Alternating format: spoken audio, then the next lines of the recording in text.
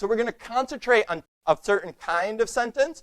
We're going to use these terms interchangeably. Balanced sentences might be one way to talk about them. Parallel structure is another way. But essentially, they're the same thing.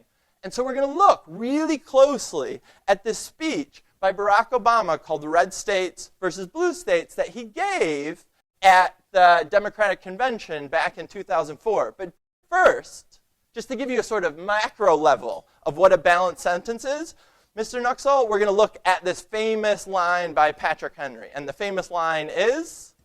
Give me liberty or give me death. Right, and so what you want to do is sort of divide the sentence. A balanced sentence is one that is equal on each side.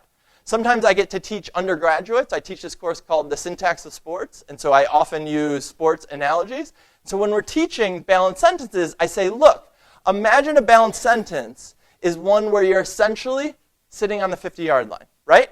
So you're on one side, there's a verb. On the other side, there's a verb. On one side, there's an object. On the other side, there's an object. On one side, there's a noun. On the other side, it's a noun. And there's this kind of nice rhythm to it. It doesn't have to be the 50-yard line if your sport of choice is hockey. It's sort of like center ice, or in basketball at center court. Just so on one side is the same as the other side. And we can get some sort of technical language from a really great teacher at the Iowa Writers Workshop named Klaus. And he says this, Mr. Black.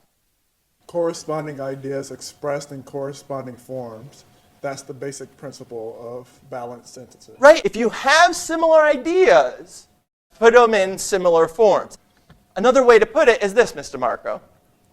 Once you find the right structure, perhaps it is easier to find the right content. Yeah, and so if you're searching for all these things, if you're searching for content, what if you start with the form? What if you start with a way to structure your arguments, and then you can sort of slide in the content like we see with this sentence, or like we see with poets all the time.